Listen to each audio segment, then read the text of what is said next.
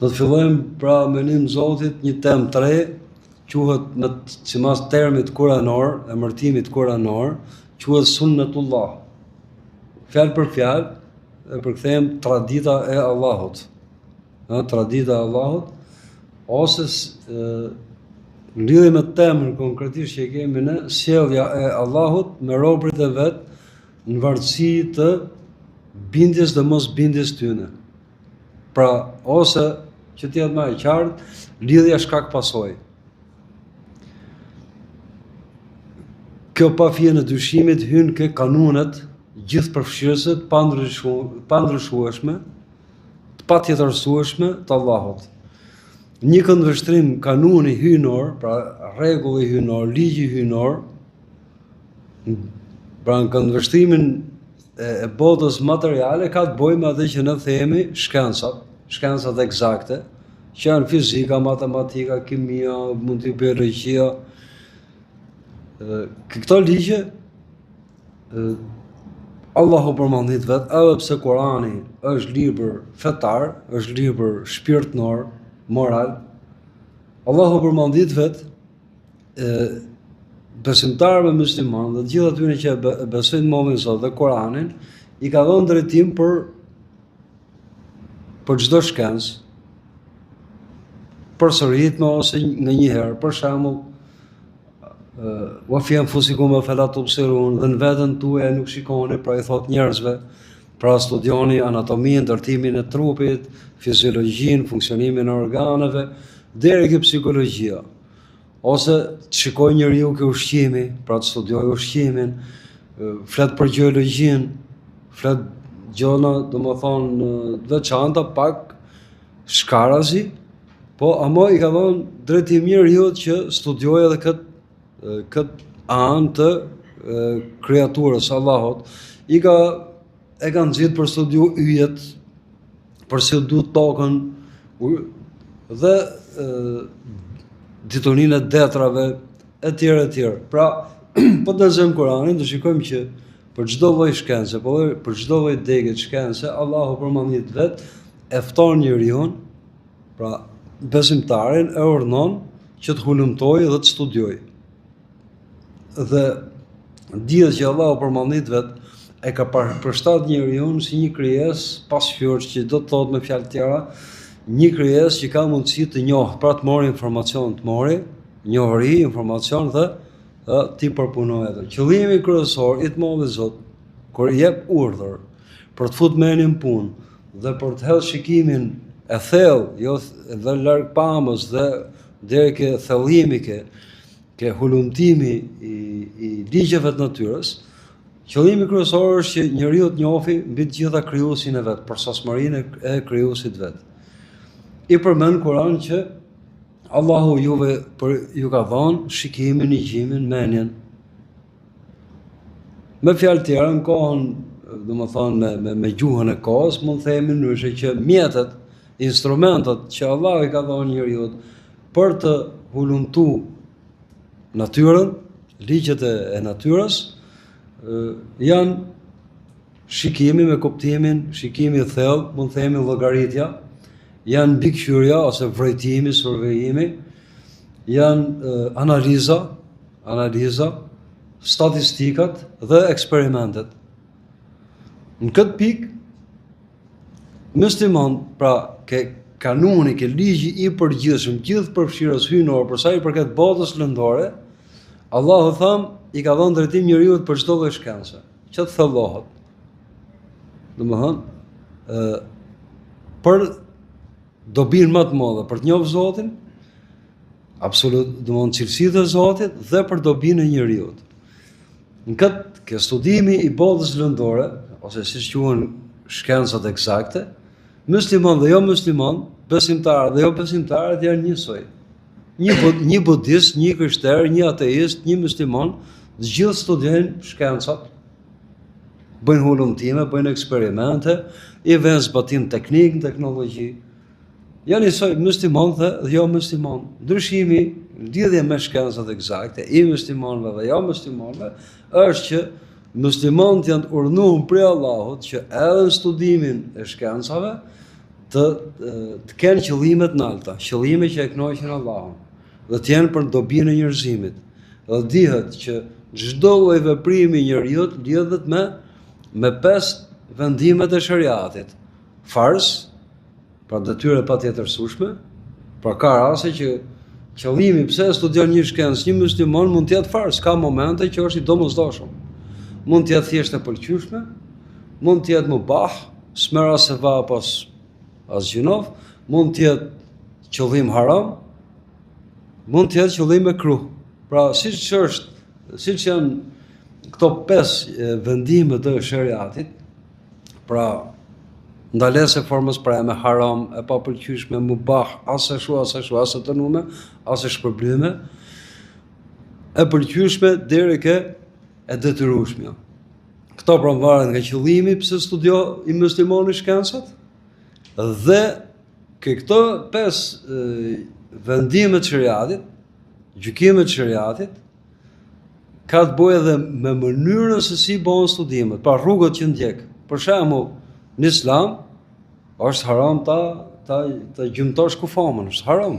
Njeriu është i nderuar nga Allahu, edhe i gjallë edhe i vdek. Nuk i lejohet muslimanit të bëjë eksperimente me robën që janë haram. Unë e mora si model. Pra, thash shkurtimisht se kjo tema e gjatë, për kanunin, rregullin e përgjithshëm që të Allahut që ka të bëjë me krijimin, që me fjalë tjera ne i themi shkencat eksakte, Allahu jep drejtime për dekt ndryshme të shkencave, dhe jo vetëm kaq, por në Kur'an, edhe pse nuk është libër shkencor, i mirëfill shkencor, në Kur'an ka mrekulli dhe për shumë çështje ka paraprish shkencës, që tregon për mrekullinë e Kur'anit, që ky libër është i krijuesit të gjithësisë që i di më së miri gjithçka. Njeriu nuk ndryshon dot ligjet e natyrës. Është i paaftë të ndryshojë ligjet e natyrës. Ligjet që studiohen pra ke shkencat eksakte. Njeriu thjesht i zbulon, i mëson, i përvetëson dhe i shfrytëzon për ndobit vet. Kaq, domthonë kjo s'duhet diskutohet. Kalojmë ke këndvështrimi tjetër i ligjit përgjithshëm të Allahut, për cilën është edhe tema jonë. Kjo ka të bëjë me rregullin hyjnor, ligjin hyjnor, të cilit i nënshtrohen njerëzit, pra lloj njeri, shoqënia njerëzore, qoftë individ, qoftë grup, qoftë ymmet, popullat të tërë, duke parë këndvështrimin e shpërblimit dhe shpagimit nga ana e Allahut në varësi të sjelljeve që këto njerëz kanë me urdhrin e Zotit apo të profetëve të dërguarve të Allahut. Të kësaj bote dhe përfundimet botën tjetër. Për shembull, për sa i përket pasunisë, varfërisë, smundjes shnetit, poshtërimit dhe lartimit, të jetosh krenar apo të jetosh i poshtërum, të jetosh i lumtur apo i dëshpëruar, të qenurit një popull i fortë apo i popull i dobët. Domthonë që janë pasoja që kanë të bëjnë me këtë botë dhe me botën tjetër. Pra kur themi sunnetullah, tradita e Allahut ose sjellja e Allahut me njeriu, me shoqërinë njerëzore, individ qoftë apo krejt bashk, në varësi, pra është ligj i patjetërsueshëm, i vazhdueshëm, i qëndrueshëm, që e ka vujë molli Zot, absolut për të mollit Zot, dhe që sqaron lidhjen shkak pasojë. Pra, shkaku është sjellja e robit përkundrejt urdhave të Zotit, që ka pasojën këtë botë dhe në botën tjetër. Kjo është shpjegimi i këtij titulli, pra sunnetullah. Kur themi sunnetullah, tradita e Allahut ose sjellja e Allahut në ekzistencë, këtë bësh me shkencat eksakte, fizik, matematik, që janë. Kur për temën që do flasim ne, pra është sjellja e Allahut ose esoria e trajtimit të Allahut që i bën njeriu në varësi të të kujt? Të sjelljes së tij. Pra, të sjelljes së robit në lidhje me urdhnat hyjnore. Ose mund ta përkufizojmë çik më gjatë. Pra, sjellja ose ulla apo esoria e ndjekur, pra e zbatuar në mënyrë të pashmangshme, që të qëndrueshme prej Allahut, në marrëdhëniet e tij me njerëzit, në vartësi të esorisë, veprave dhe qëndrimeve të tyre, pra të njerëzve, në lidhje me ligjin e tij e të profetëve, dhe çfarë pasojash kanë në dynja dhe në ahiret, pra në këtë botë, në botën tjetër. Kur ne të shohim gjatë këtyre mësimeve, që sjellja e Zotit me robin, kryesisht të shikojmë ndryshueshmërinë e kujt, e gjendjeve të individëve të shoqërive njerëzore në këtë botë. Pa më qëllimi final është që njeriu duke analizuar pasojat që ka sjellja vet, edukata apo e kundërt edukatës me Zotin apo me profetët e Zotit, duhet ta shëmzoj shumë fish me pasojat dhe shpërblimet në botën tjetër. Pra, kjo lon nuk është vetëm për këtë dynjë. Ne në fund fare të sonte do përmenim, do i rreshtojmë me radhë qëllimet e studimit kësaj lënde. Pra, ky është një kanun i përgjithshëm.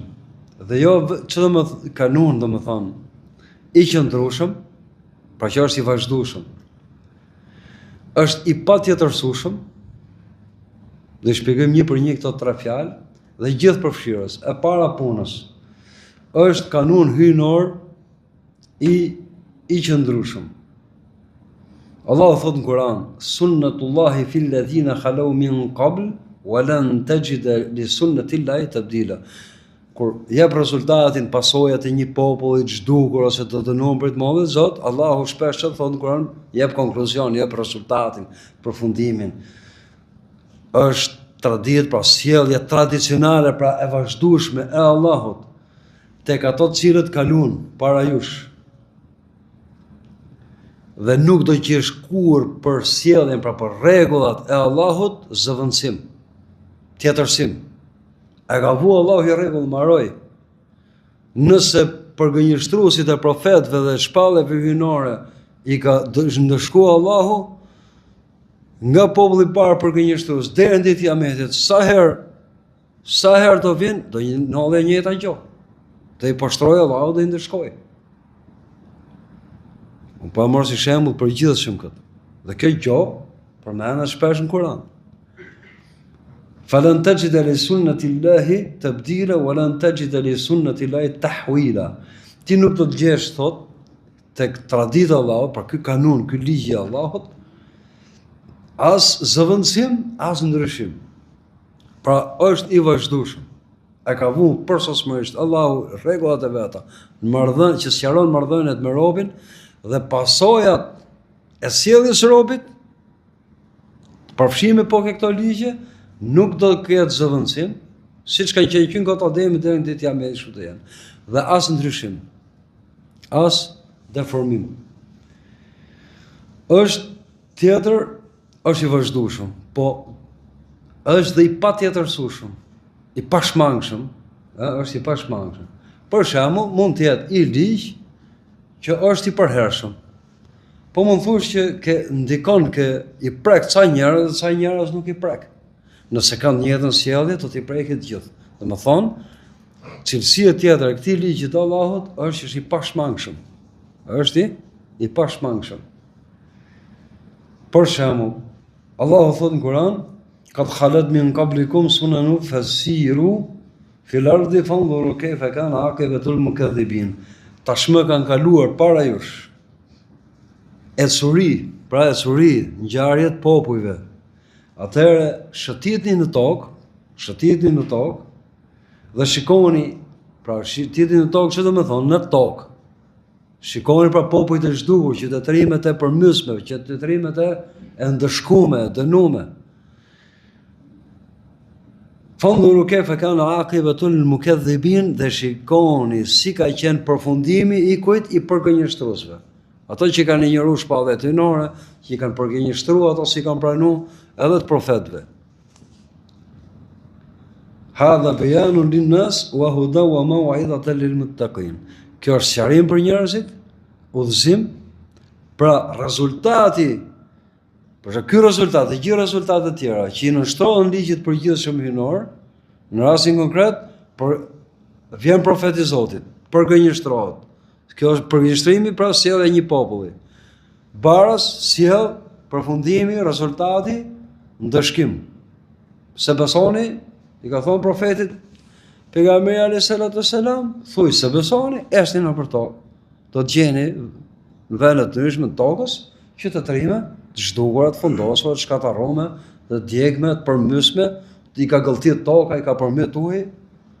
Shiko, lëviz, shkaku për gënjeshtrimi shpalljes hynore.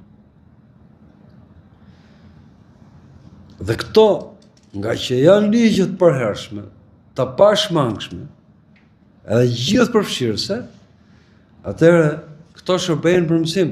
Sikur se një person që mëson fizikën, mëson kimien, në gjithë botën pa ato ligjet fizikës, janë gjithë përfshirëse. Ndryshojnë ja nuk ndryshojnë. Për shembull, një inxhinier ndërtimi që do bëjë llogaritë e një ndërtese, do llogarisë çimentin dhe hekurin. Vetit kimike fizike të hekurit janë pa ato në gjithë botën.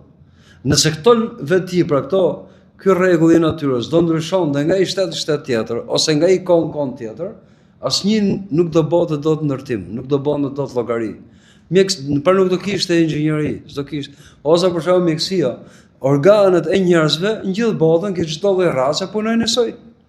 Janë pa ato ligjet kimisë, biologjisë. Nëse do të ishin, nuk do të ishin njësoj. Nëse do ishin do tjetër sushme, të ndryshueshme ka mos kohë, do punonte zemra në mënyrë ke Europë, në mënyrë tjetër. Domthonë vetit kimike fizike të ushqimeve, longjeve që ka njeriu mrena do ndryshoshin, atëherë nuk do kishim mjeksi. A mos çfarë studion mjekësia? Mjekësia studion atë që është natyrë, arrin konkluzione, për çfarë arrin konkluzione? Për rregulla, ligje natyrës që nuk ndryshojnë. Dhe pastaj i vën zbatim me qëllim shërimi. Edhe në lidhje me shpërblimin dhe shpagimin e popujve që kaluan para nesh, Allahu çfarë thot? Thot që gjithë këto konkluzione, gjithë këto përfundime, ka ato që kaluan para jush, ato do jenë prapë, kjo sjellje e Allahut do jetë, po ky ligj i Allahut është i vazhdueshëm, i pashmangshëm dhe gjithë përfshirës. Për ne thot, këto janë udhëzim, sa merr mësim. Janë këshillim lil muttaqin, për njerëzit e përkushtuar. Tjetër, sunnetullah, pra sjellja e robit, ligjet e sjelljes Allahut me robin, në varësi me përgjigjen e tij ndaj udhëzimit hynor, janë gjithë përfshirëse. Për shembull, akufarukum khairun min ulaika.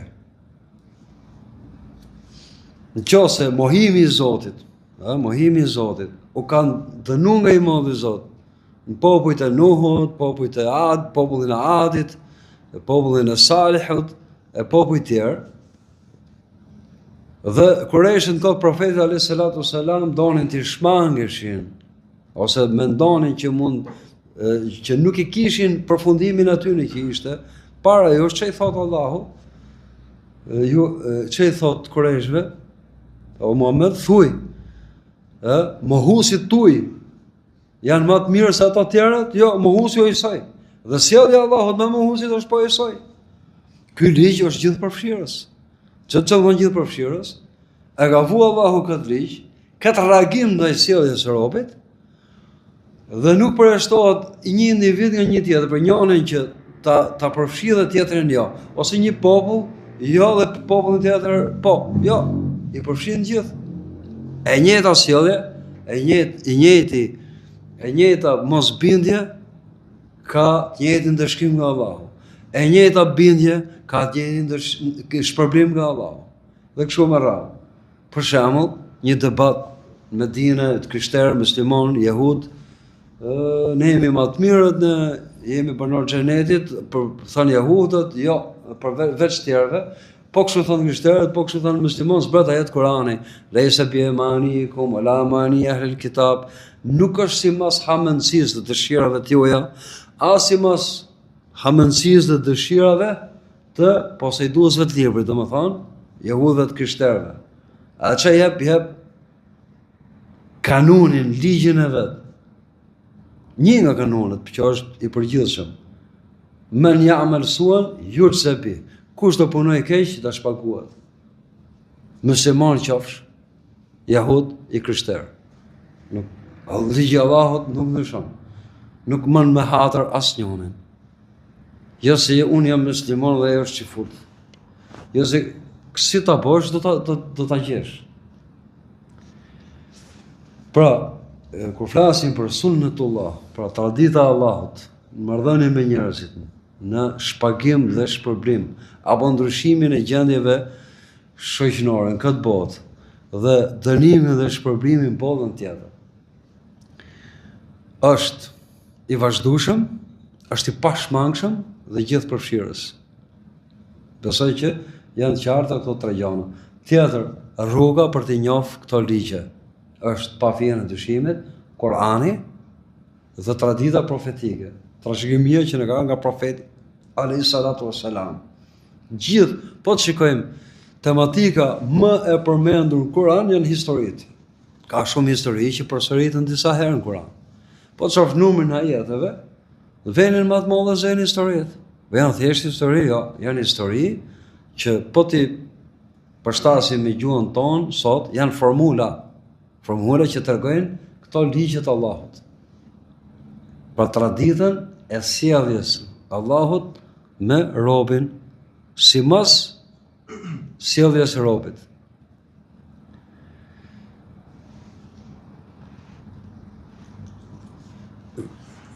Termi sunnetullah, pra tradita e Allahut, pra traditë që kuptimi, e suria e vazhdueshme dhe pandërprerë, e pashmangshme, gjithëpërfshirëse e Allahut me njerëzit.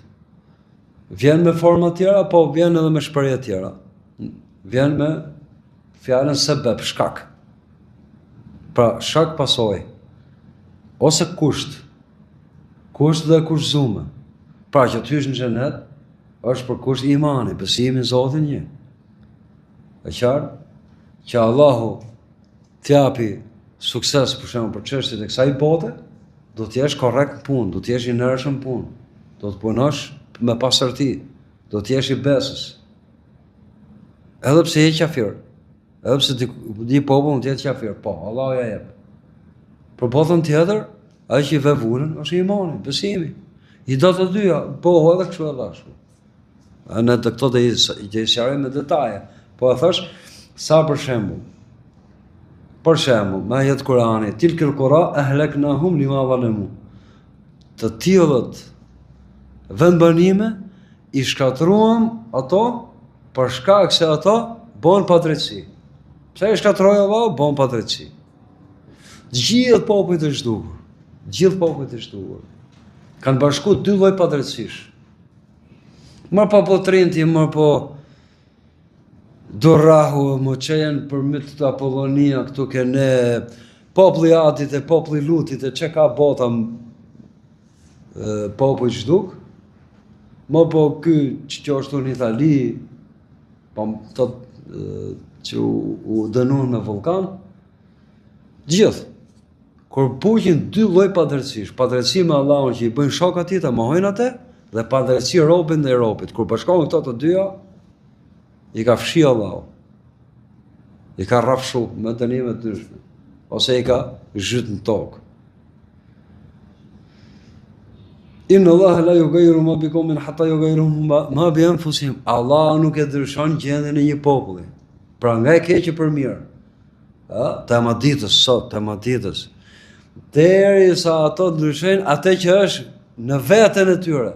Fillo me zemrën tate gjithë secili, me sjelljen tate, me përkushtimin tate, me edukatën, me ecurinë tate, gjithë secilit. E ka vu Zoti kush? Doni ndryshoni gjendja juaj për mirë. Filloni ndryshoni veten tuaj. Dhe këto janë shembuj kuranor. Kuranor. Ndryshim për mirë, në këtë rast nuk vjen sunnetullah këtë term kuranor, vjen ndryshim. Ndryshim për mirë, ndryshimi për mirë ka për kusht ndryshimin e vetes për mirë. Ose Allahu nuk ja heq të mirat një populli,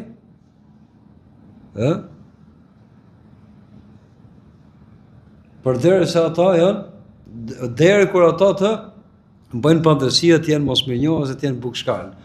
Se s'po më kujtohet ajeti tash, po kuptimi këtu është e kundërta e kësaj. Domethënë janë gjendje të mirë, se ka disa ajete, janë gjendje të mirë, ndryshimi për keq kur ato e kanë shpërdoruar mirësinë e Zotit. E kanë shpërdoruar mirësinë e Zotit. S'kanë qenë mirënjohës, e kanë përdorur begatitë e Allahut për harame, edhe gjë që punon sot rëndom, edhe e kanë ndryshuar nga gjendja e mirë ekonomike, sociale, sigurisht ke gjendje e keqe. Atëherë rëndësia e kësaj lënde, pa fije në dyshimin, përderisa janë ajete të shumta në Kur'an, dhe thënie profetike, dhe histori që profeti alayhis salatu wassalam i ka tregu nga popujt e mëparshëm për të marrë mësim, për të sqaruar sjelljen e Allahut në këtë lidhje shkak pasojë se kush dhe kush zum. Pra sjellja e Zotit, shpagimi dhe shpërblimi në varësi të bindjes dhe mosbindjes njeriut, kjo do mjaftonte të quhente pjesë e fesë dhe vajxhib, detyrë për të mësuar kjo lëndë. Detyrë për të mësuar kjo lëndë.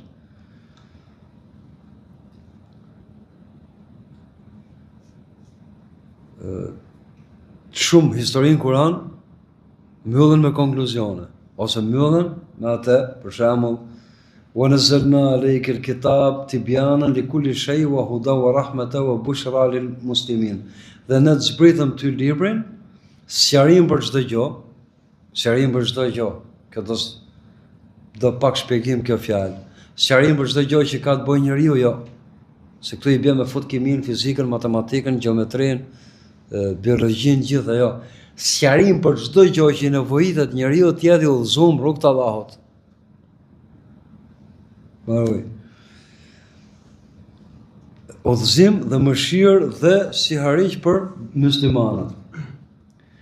Domethënë, kjo lëndë, kjo temë është e shkrime.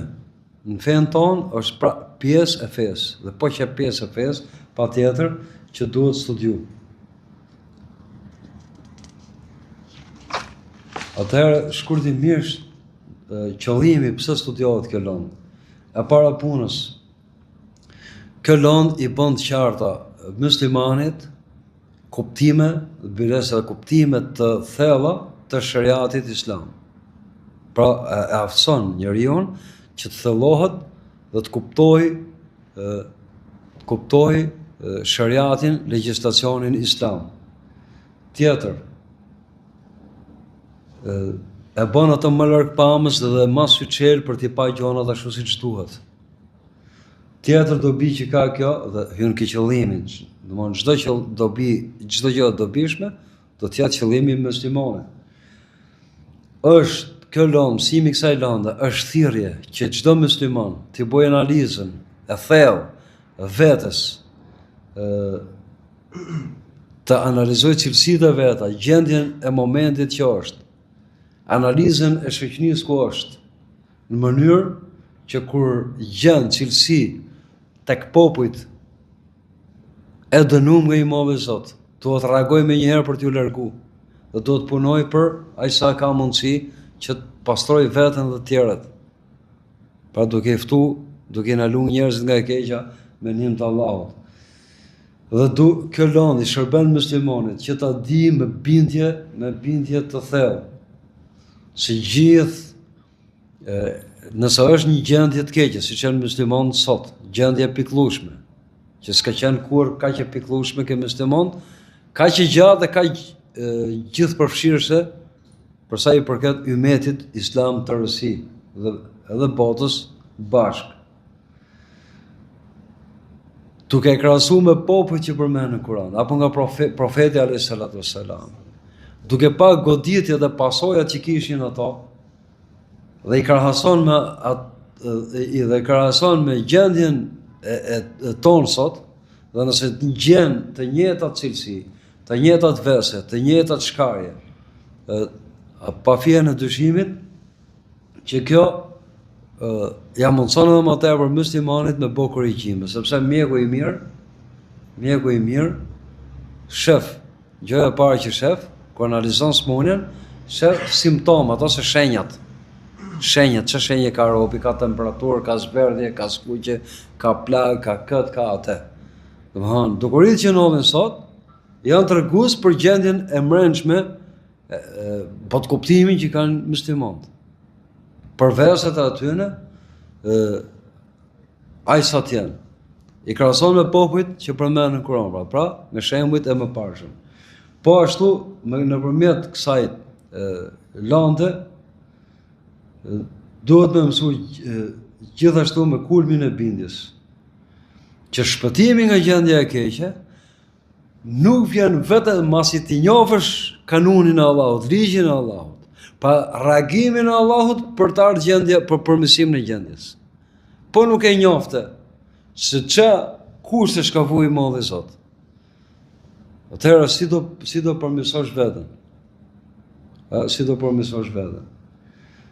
Tjetër, nëpërmjet kësaj lande do ta di njeriu me plot bindje, njeriu musliman, që këto rregullat e Allahut, këto ligjet e Allahut, të pandryshueshme, pa tjetërsueshme, të pashmangshme, gjithë përfshirëse,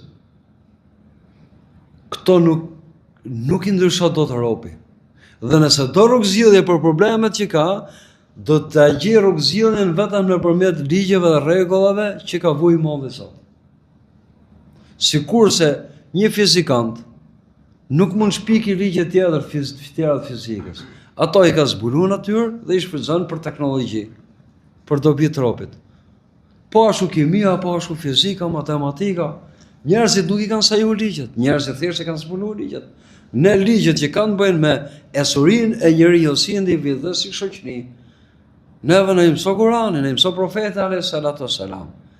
Masi u binde që ti nuk ndryshon këto ligje, njësoj si në shkencë. Atëherë mësoj mirë dhe mos hum kokot dhe mos vrit veten, mos dëno veten tek e funit, duke desh rrugë zgjidhje me ligjet që i sajo ti. Sepse je mrena pronës Allahut, Allahu ke kjo pronë vetja, ke kjo gjithësi ka vu ligjet e veta në maroj. Siç e ka thënë Kur'ani, siç e tham, nuk ka as ndryshim as avancim për ligjet e Allahut. Ne pse fillova me shkencën? Sepse edhe është kanun, ligj hyjnor gjithë përfshirës, absolut nuk ndryshon. Edhe ke shoqënia njerëzore, po ai Zot është që i ka vu këtë rregull. Tjetër, si për shembull, nëse dikush don që të ftofi ujin dhe e vën sipër zjarrit dhe ka sigurt që ky ujë nuk ftohet, do nxehet. Dhe të doj me e nxell e fut frigorifer ose sipër akullit, e din shumë mirë që ky ujë do ftohet sipër akullit ose në frigorifer.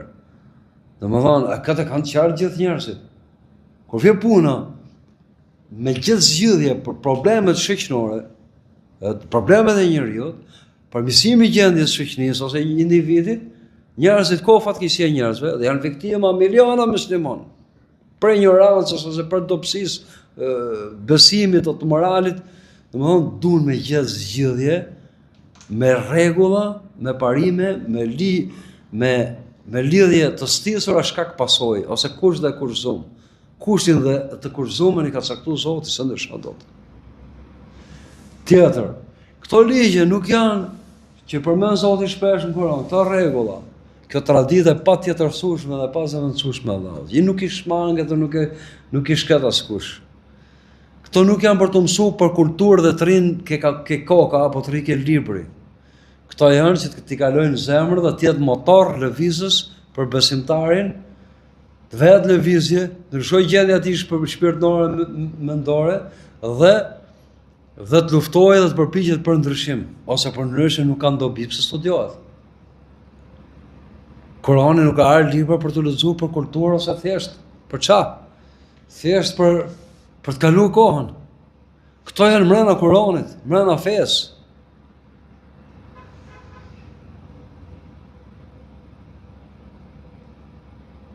Allahu për mëndit vetë, na ka treguar zgjidhjen për çdo gjendje. Na ka thonë pastër dhe qartë, haptas, që Allahu nuk e ndryshon gjendjen e një popull derisa ato ndryshojnë atë që është në veten e tyre. Allahu, dhe kur e ke të qartë këtë dhe përpiqesh ta mësosh rrugën e Allahut, nuk është rruga e Allahut vetëm rregullat e abdesit, namazit, haxhit, zakatit. Kjo është mbrana rrugës së Allahut. Gjithë ndryshime shoqërore, gjithë ato që janë pa në histori shifën sot, duhen studiu, do pa Kur'an. Ka profeti alayhis salatu selam. Dhe sido që të shkoj, thotë i madhi Zot, wala tahinu wala tahzanu antum al-a'launa in kuntum mu'minin. Dhe mos u epni, mos u dorëzoni, dhe mos u piklloni. Ju jeni më të lartët in kuntum mu'minin, nëse jeni besimtar. Po përfiturohet një njeri besimtar, ku do me gjithë zgjidhjet e problemeve të jetës jashtë fesë, jo, unë jam besimtar, po ti s'do me ditë. S'do me ditë për librin që i ka zbritë Allahu besimtarëve. Ti do me gjithë zgjidhjet si mas menjes tate. Ti mohon Zot, mohon fenë e Zotit, mohon Kur'anin e Zotit, profetin e Zotit, pa e kuptu. Nuk e diskutoj që as i musliman, nuk e bën me vetdije, pa më mënyrë. Se si sillen ndaj dukurive të kohës, se si duan me gjithë zgjidhjet i pjesë e madhe, i kanë kthy kurrizin Kur'anit. Allahu që thot? Ku ka zbrit ky ajet? Ku mëson disfat? Mas fitores, më njëherë mas fitores, betejën e Uhudit. Prapë që i tha, shkel, kush pa u vra plagos. Der pejgamberi selam plagos. Wala tahinu, mos u epni, mos u plagështoni. Dhe mos u piklloni. Antum ula'aluna, ju jeni më të lartët. Pa mo ka i kusht. In kuntum mu'minin. Nëse jeni, pra që kosa, jeni besimtar, bjeri kompjutrit, lexo Kur'anin, shife listën e cilësive të besimtarit vërtet. Shife, ca rreshtohen ke surja al-Mu'minun, besimtarët, ca përmenden, përsoritën, i kanë bërë dietarët, i kanë vënë listën, cilësitë e besimtarit. Unë du t'jemi në rrumë, po, si mas rrugës që ka zgjidhur Allahu, ja ti. Edhe me desh ti nuk e gje kur. Ti si e përsos, është Allah i përsos. Alus Allah në mësoj edhe që nuk e dim dhe në e shtoj ditonin dhe në jap dobi nga ditonia që në adhuron, në ruaj nga ditonia që nuk ka dobi, në ruaj mbi të gjitha nga jo e zemrë që s'bindet për mallniti, nga nefsi, nga uni që s'ngopet, në ruaj nga krejt çdo vepër, për cilës ai nuk kënaq, dhe nga lutjet që nuk kanë përgjigje. Allahu na mëshiroft si për tokës, poshtë tokës, dhe ditën që do dalim prej tokës. Allahu na bashkof vetëm për punë mira që e kënaqin mallnin atij, dhe na bashkof me njerëz të mirë e me pejgamberin alayhis salatu wassalam në këtë botë dhe në botën tjetër. Amin. Walhamdulillahi rabbil alamin.